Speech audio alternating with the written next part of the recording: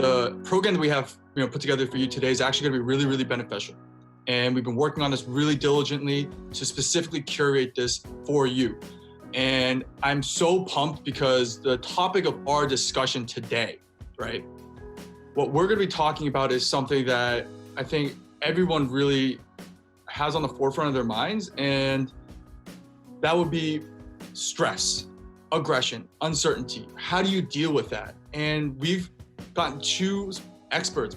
Could you guys just talk to the group here about your identity, your story, like just a little bit about yourself? How would you describe your path to where you are today? Okay, I'll go first. No pressure because I'm supposed to be the funny one. So, but okay. So I am in a field that a lot of you are not in. I'm just going to assume that. I'm hoping that many of you are at least looking towards it. And I was part of a generation where being in the arts of any kind is very new. It is a new idea.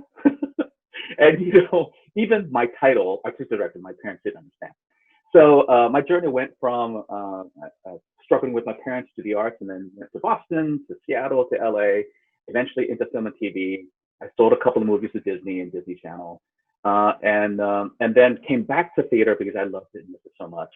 For this theater company in Maryland, the DMV area, which is DC, Maryland, and Virginia.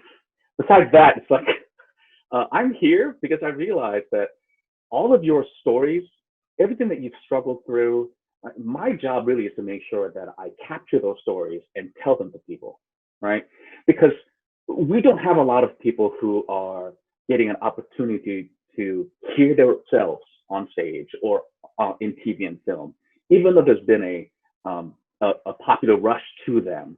But this COVID thing and with all the racism, I think some of you may have seen my face. I was in the New York Times article that went out about being spat on. And so it was nice to be highlighted in a negative way, oddly enough. And I'll tell you why your story is important. This happened on Facebook a couple of times. My friends when I grew up in Virginia, a lot of folks who are very Southern, very, very conservative, and many of them, skew racist, right? So they posted this because they saw the article and they saw my face. And of course, the first 2 bullet points for all of these posts were like fake news. This doesn't happen. Nobody picks on Asians, right? And what was interesting about that is that because we're telling our stories, because you're responsible to tell your stories, those friends said, no, I know who this is. This is real. This actually happened to him, or this is happening to him and his friends. And because we speak out, I spoke out, other people have spoken out, people understand that there's a real consequence and there's people behind it. So I just want to remind folks that your story is important, no matter how small you think your life is. Your life is important, and I want to hear them all. Jeanie. Let me unmute. I love that. Just got chills. I would say just like Chil. Sorry, I don't mean to do the pun. I just had to do it.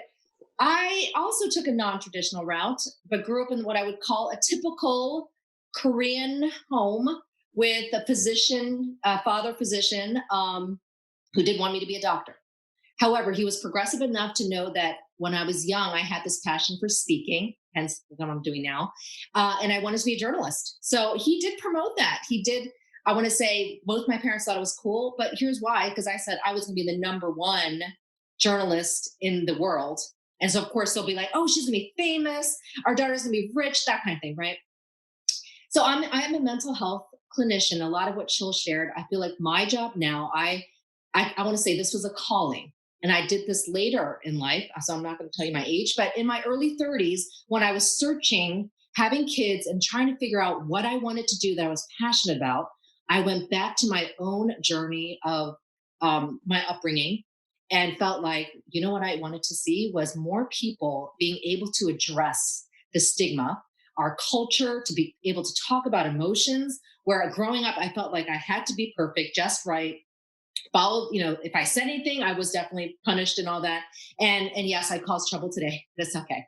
I get to talk about what I really want to talk about. And so I want to share with youth today that you don't have to start off. I started off passionate about being a broadcast journalist, but years later, I am in mental health.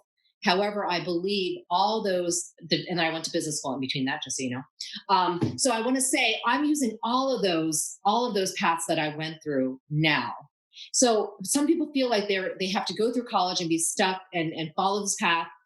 Things may change. And I want to bring that up. Change is a big part of our life. Our journey is circular. And I want to share that that's the big thing about talking about change here with COVID-19, right? My biggest concern is adapt to that change. Change is always going to happen. But our first response, just so you know, is always resistance. We'll always resist change. But then we have to manage through that. So I'm super excited to be here today. I could talk about my journey forever. When you want to talk about it, we can on the side and chill with Chil. I just love seeing all these faces. I mean, some of them are looking down because they're looking at their screen, but I love seeing these faces because I didn't have this when I was growing up. And I know it's like, no, not technology, not Twitter. That's not what I mean. I mean this.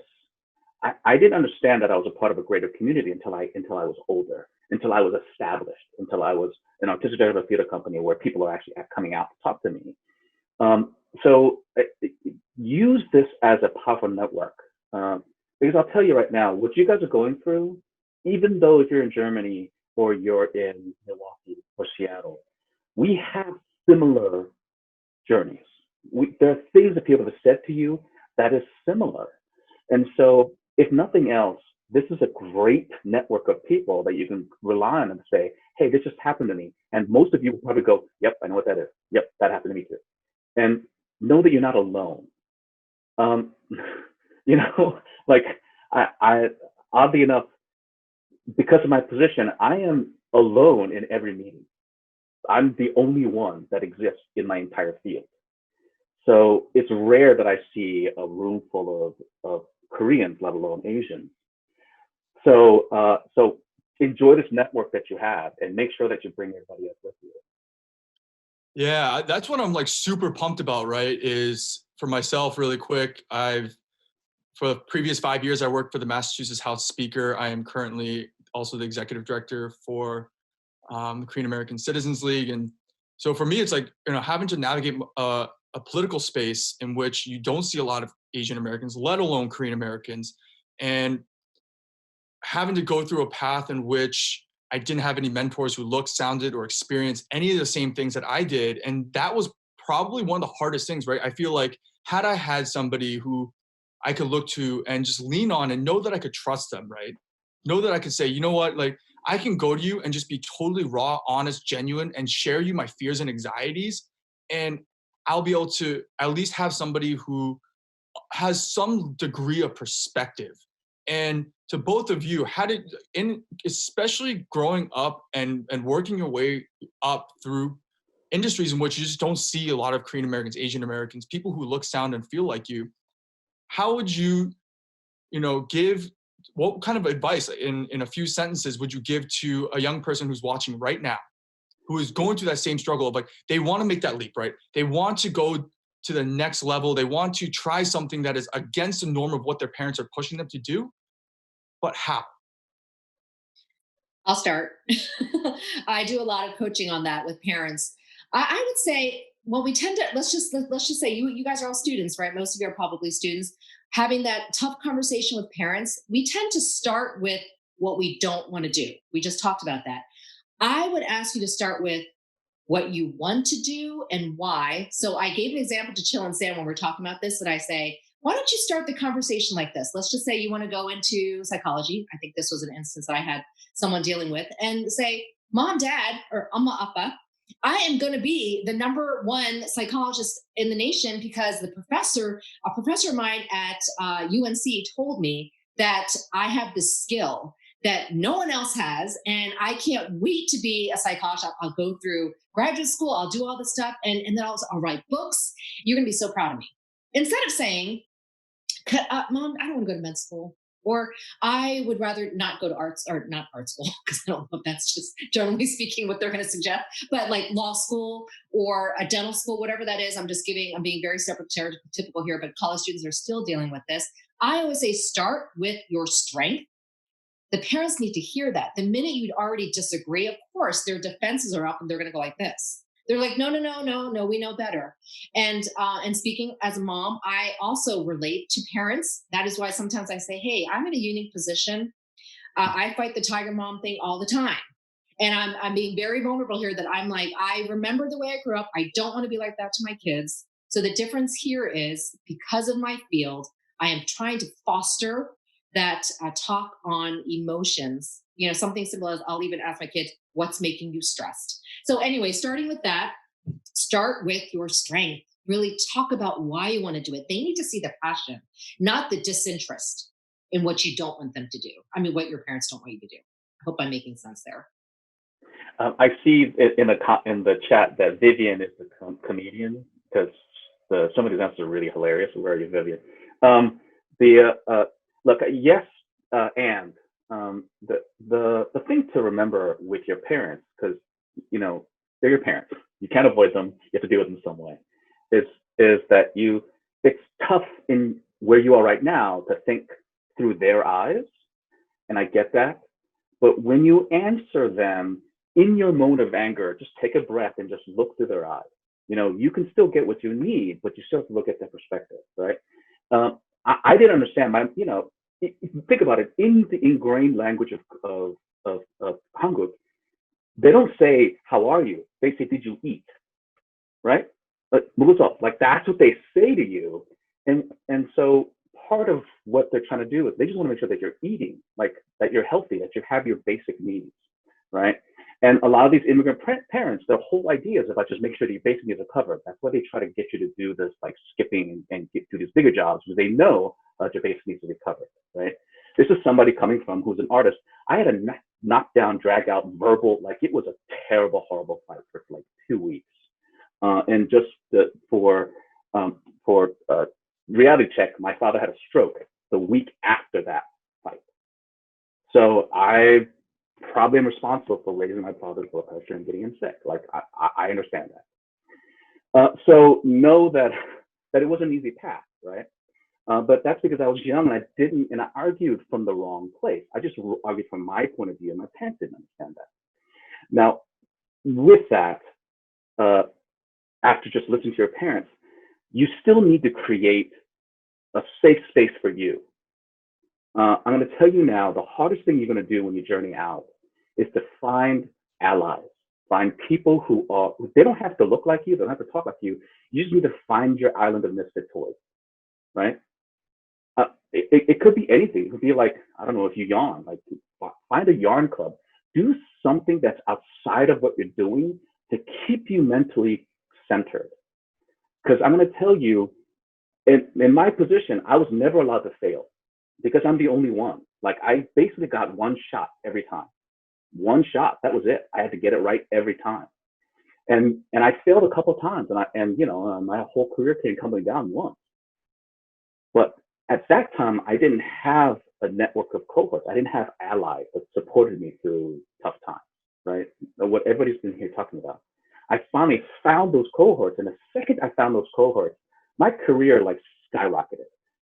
Remember, I don't think that everyone knows my bio in that I was the youngest artistic director in the country of a major theater company. And for an Asian to do that, that was remarkable. So it's possible in different fields, in any of the fields that you do, it is possible, but you need to make sure that your foundation, the things that support you, that keep you healthy, that keep pushing you, that is there. No matter where you find it, but make sure you find it. Right. And, I think just for how do you deal with the anxiety, right? So if you try something, you're doing something new, or even if you're just trying to, let's say, apply to graduate school, apply to a job, ask for a raise, ask for more responsibility. How do you go, overcome that sense of, well, am I good enough? That imposter syndrome. If you decide to run for office and you're like, why should people listen to me? Right. So it's like, how do you get through that hurdle of right before you reach that pinnacle of success, right? Right before you break through, how do you deal with those inner demons that are always nagging at you and telling you that you're not good enough? Or even worse, the people that supposedly love you, the ones that you're leaning on for help, are the ones who don't know how to show you love in a Western point of view or a Western way, which is affirmation, you can do it, they lift you up, but it's more of the Eastern culture where it's more of rational, logical. Are you sure, when it really means I love you and it really means that I care about you, but it comes off because of the way that we're conditioned here as I don't believe in you. Yeah, imposter syndrome. It hits home because I want to say I still struggle with that. People think I like to always talk about our journeys not being linear, not a beginning and end. I think I talk about it all the time. It's circular. Even now, I struggle actually more so with imposter syndrome because I'm more in front of people and I have to, I'm trying to create change, empower populations. And sometimes I'm like, wait, am I good enough? I want to admit that some of that does come with, I'm going to talk from my end, my upbringing of you got to be better. This isn't good enough, right? You hear that a lot. You got to be the best. How to deal with that? Chil said it so well. If you look, I wish I could look at everybody, but I'm talking and seeing this community. What we actually want to create here is an empowering community. I want to say, I thought I was in it alone, as I'm going to repeat what Chil said, where nobody understood my background, or I was like the black sheep of the family. You know how we think that? And the thing is, I realized so many of us think the same way. And so I would love for you to, even from here, as we're talking in the chat box, find that group. When you have that, I'm not good enough, it does come out. So going through business school, you have to market yourself. So I also want to say this takes practice. Facing your anxiety is not just you wake up and go, I'm good. You need to practice. And that's why I talk a lot about mindfulness, but being understanding of that anxiety as you're about to walk into the room. I always say, know what you want. So sometimes we don't want to go, I think I want, I go, no, you tell me you want that promotion. So you will go into that room and say, I'd like a promotion because I've been working here for 2 years. So I always say, start with your strength, start with what you want. But again, that anxiety takes a lot of practice. We all have it. I still have it, and I have to work hard at it. Have to really work hard at it, Yeah, and I want to add to that, look, you guys, this is not easy. It isn't. And I see a lot of women here. You got a double whammy. Because at least in the Korean culture, I was the golden child. I literally levitate when I come home. I mean levitate. Like the way my parents treat me differently from my sisters is very appalling now. I mean, but I grew up with this entitlement that it's a gift that I didn't realize that I had, right? So what you need to do is figure out how to give that gift to yourself. You're going to all find your own journey to get there. But I think what's really important for all of you is take a breath. It's okay to fail. I know that's really hard, but if there's a mantra that you carry with you for the rest of your life, is that failure is just another stepping stone to success. Just be mindful of that. It helps you. It will help you as long as you understand that. And for the women out there, don't ever let a man tell you that you're being overspirited. Tap into your kimchi heart. Koreans are based on the strength and backbone of women. The Korean women made that country originally. It was the foundation of the kingdom from the very beginning. You guys, that's the one thing, I never mess with my mom. You just do not mess with her. And tap into that strength, because you guys are stronger than I could ever be. And know that your power, know that to embrace that power, do it, right? Tap into your kimchi heart, as my mom said. And Chil, that's why I love you, because you did empower me in our first conversation. I'm like, yeah, because I like to say, well, okay, maybe people might think this is a connotation that's negative, but tiger mom or tiger parenting was part of our upbringing. And sometimes I say, unfortunately, you have to accept that, or you're saying you don't like yourself. So that's just my angle on that. But when I say I struggle with the tiger mom thing, literally I was born in the year of the tiger. So it's in my blood. So I am being empowered by Chil. Yes, but I really mean it when it does take that diligence. I know we're probably like, the kids are probably like, wow, we really got to do a lot of work. No, we're at this point of our journey, but it was difficult. There were an imposter syndrome. I will confess, I still struggle with it. And people think you get over that. I don't think so. My point of view is actually the more you're visible, the more you question. When people are saying, oh, I'm hearing from Jeanie, I'm hearing from Chil's this artistic director, So I just think I want to share that's something we will constantly struggle with. No, Yeah, I and couldn't agree more, right? Like as you get more exposure, people don't realize the more eyeballs that are on you, the level of anxiety just heightens. Yeah. And then there's also like a huge responsibility that comes from it because now you're actually saying things that are impacting the way that people think.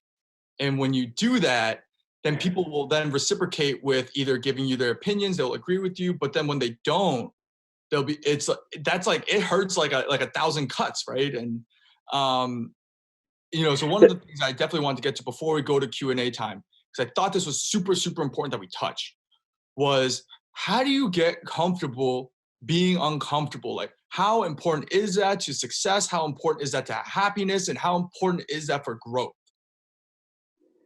look, the Jeanie I know has lots of guides. There's all kinds of guides on the internet. There's, and I'll tell you, like, one simple thing that all of you can do every day before you go into a meeting that you're not sure of is, do you guys know what the Superman stance is? Yeah. It's just taking your chest out, stand straight, and do the Superman Like, stance. is this right? Yeah, yeah. I That was going to say whole- Wonder Woman.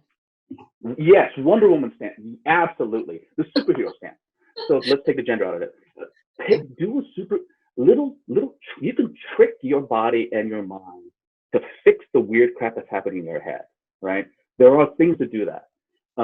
But just look at them. There are tools available everywhere. Not everything works for everyone, but I'm telling you, once you land on the one thing that works, it'll really help you through.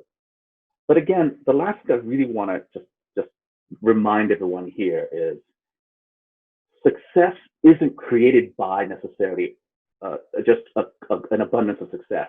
It is a building block of failures that have allowed you to figure out how to be successful. So embrace your failure, embrace who you are, and embrace your strength, right? So just embrace them and give yourself the gift of that power, right? Because that's we forget that is an actual gift. Give it to yourself. It's hard, I know, but give it to yourself. Right. Yeah.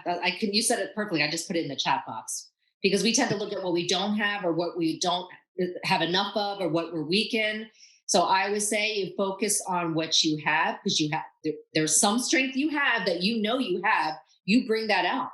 It might not be medicine. It might be philosophical thought or thought leadership, whatever that is, right? Mine wasn't science. I'm just saying, but I played on my strengths, and that's what I'm telling you guys. You have your strengths.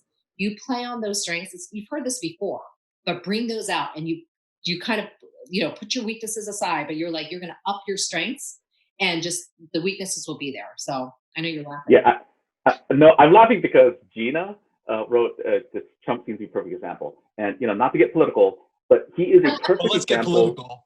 Well, he is a perfect example of privilege meeting the abundance of arrogance, right? It is exactly where the two meet. And you have to have privilege to assume that you can do all these things without any repercussions. Right. And the arrogance, the abundance of arrogance to do these things without, so but just know that there are Trumpian people in Korea. There are lots of men who do this stupid crap in Korea because they have the privilege and have the abundance of stupidity. I think just that does come from that. And my God, like, that's the extreme. We don't want to go there, but yeah, it's true. It's very funny, Gene. Yeah, and I thought that was a perfect example too, right? It is. I was laughing. I was dying, to be honest with you. But, for the sake of time, we got to go to the Q&A session. And this first question I'm going to ask is actually one that really hits home with me personally, right? And it's, what do you say to Asians who are ashamed of being Asian? People who try to be as white as possible to fit in, because that was me for 22 years. I rejected my Korean heritage. I played baseball through college, so I became a bro as much as possible. And when I was in politics, with, even like in a democratic state, it was all old white men, and I had to whitewash myself in order to speak that language. So what do you have to say to listeners, viewers who are watching this and they have that same feeling, right? Or maybe the inverse of it. All they've grown up with is in a Korean or Asian or in a community which only has their cultural, heritage surrounding them. And then now they're like going out into the real world and they're like, holy crap, I now have to talk to white people. There's white people. I'm sorry, the way you said that. Yeah. No. But I think the most important thing to remember is no matter how successful you are, no matter how high you get, someone in the room will call you a chink. Yeah. No matter where you are. Whether to your face or behind your back. So I was going to say, I have a reverse question to that when they're saying, how do you deal with somebody who doesn't, what is the question? Like not wanting to be Asian or related to being Asian? Okay. So I would say, what is it about that? Why do you not want to be Asian? Or what is it about being Asian that you dislike? So I would reverse that question to ask you to think about that, because you have to understand why you don't like being Asian or associated with it. And if you can answer that, that's going to be the first step in knowing, why I don't? Because my parents force, Chinese culture on me. And I live in a very white, it's kind of like what Sam said, I grew up also in a very, very, I was the token Korean, right? Where everybody loved putting their hand on my head because I was super short, and I am shorter than the norm, maybe 5 feet tall.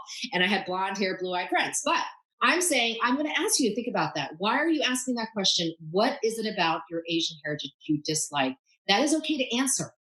And I'm going to say, what's wrong with disliking it? Now, you probably thought I'd say, what? You're supposed to like it. No, wherever you are in your journey, I also disliked being Korean, and I wanted my hair blonde. And I would walk around feeling like, oh my gosh, I don't have eyelashes, whatever, all the things that women want to do. But I also had to come to grips with my identity, and that takes time. So wherever you are in your identity journey, just understand what it is you don't dislike, and then you can manage through it. Because I'm not going to tell you why you should appreciate your Asianness. No, I'm going to say, this is where you are at. I need you to identify what it is that you don't like so you can address your anxiety, right? You're stressed about that. That's my answer to that. Yeah, and this is a tough one because you all are going to have different ways to get there. And there's adoptees in this group too that has to help go through a different path to get there. Who feels like they don't necessarily have a link to Korea. There are also non-adoptees who really don't feel like they have a connection to Korea. And my thing for all of you is that you need to focus on things that adds to your history and your story, no matter what it is. So if it needs white stories to get you there, take it. Like, figure out your path. But at the end of the day, COVID is one of the prime examples. No matter what happens, no matter how successful you are, like John Chil is a friend of mine. He's like, yeah, they still call me. I still get the chink yelling at him. This is John Chil, right? Danny Day Kim is a friend of mine. He's still and he's in Hawaii, and people every once in a while will say, well, just give him a little look, and he knows exactly what it is. It's just this microaggression that they're doing.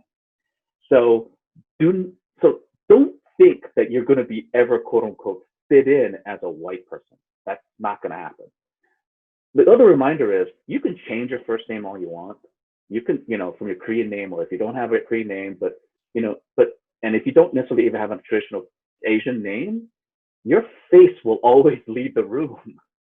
You can't hide that. You just can't. You can blonde it all you want. They still know you're Asian. even the half and multiracial Asians here, the weirdest thing you guys battle is in one room you're like not Asian enough, and another room you're like, oh my God, that's an Asian. Like, be careful. So you're like a double whammy. My wife is Hapa, so like she gets that all the time. Like, and the other thing to remember is, like, in some of these groups, you won't be Korean enough. Like, you'll be full on Korean and you could speak a language. You walk in the room, you won't be Korean enough. Other rooms you'll be like, oh, hey, tone down the Korean, man. That's a lot. So again, find your tribe. Find people that you like being with who accept you for who you are.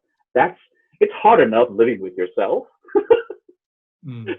Figure out people who also know, who are understanding of who you are. I think going off that too, that really segues really, really nicely into the next question, which is kind of surrounding the anti-Asian sentiment that is currently existing right now, especially in the wake of COVID-19, right? It's like the second wave of like the yellow peril, things that like I think people who've been paying attention have been trying to highlight and why we need more representation. Can we talk about like why, how to get involved, why it's so important to be involved and to be a voice and speak out? Yeah, I was going to say, so this can be difficult for me because in the field I'm in mental health, I try to be the non-anxious presence. Hopefully you can hear me. Um, but I want to say this, when people are on the receiving end of a microaggression, I want to say anxiety is contagious. So when they're getting that, just know this, that other person or group of persons are anxious, stressed, not knowing who you are or what's going on. So they'll just direct it to you if you're the person that happens to be the direct note of that. And here's the thing, you can choose to also feed into the anxiety and be just as contagious yourself, which sometimes I do see, I will admit, or you can choose to spread calm and address it in the way you want. So I do some coaching where you get a comment about, I still got recently, it wasn't actually a personal microaggression with COVID, but things like Oriental still comes out. And I just simply said, oh, by the way, okay, that's like totally inappropriate. But I made fun of it. But what's wrong with directly addressing it? Like I said it to her, she was like, oh my gosh, oh, okay, I did not know that. I go, how could you not know that? It's 2020. I mean, I just went on, but I was joking and I said it in the way that's Jeanie Chang way, which is to be humorous. But I want to tell you this is also marketing, right? If you're thinking business, how you market yourself is what people are going to see. So if they see you're immediately defensive, angry, like, did you just call me that? Guess what? You're spreading that as well. But if you decide, you know what, hold up, that's incorrect. You're gonna spread calm and be like, do you mind if I just share a little bit about this? What is wrong with taking the time to do that? I do want to say people tend to be more reactive. I would love to see us be more responsive. So my response to that is we can definitely get involved, but let's be responsive, right? Listening correctly to what's really being said. Maybe they're really saying, I don't know you, but I kind of want to know you, but I'm just going to say this microaggression. Does that make sense? Sometimes it comes off that they just don't know who you are. They're not trying to be mean all the time. Okay. There are things out there, yes, but I want to say there's anxiety. The anxiety is more contagious than COVID-19. Mm. Yes. And it's hard to control. You have to work hard to control that. Yeah. And look, it's going to suck. I'm going to tell you, being in the United States is a great place to be, and it's a shitty place to be. Let's be real, okay? Because we're always responsible for correcting other people, right? It's rarely are you going to be in a room where someone's going to step in and protect you. You have to figure out how to be responsible to protect yourself. Now, I'm lucky in that I joined an organization because I believe that the executive director of my theater company is my protector. Like, his job really is to walk around and do stuff like stop the microaggression, and he is doing actually a fairly good job of doing it, right? So I found people that will do some of the preventive microaggressions for me, but that's because I built up a resume to do that. Unfortunately for you guys, you're going to be on your own, and I'm going to tell you, it's going to suck. There'll be days where you're like, can somebody just stop doing that to me today?